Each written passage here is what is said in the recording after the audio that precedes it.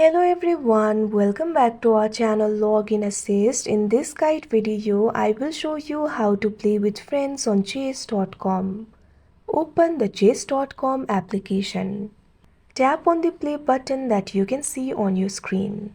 Now you can find various options over here. Tap on the option play or friend. Now once you do that, you'll be able to see all of your friends over here.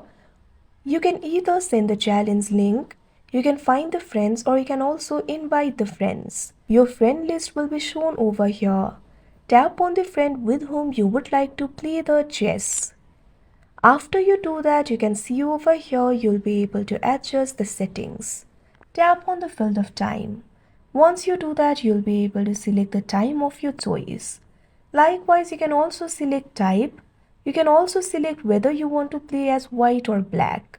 Tap on the option of your choice. Now tap on the play button that you can see on the screen.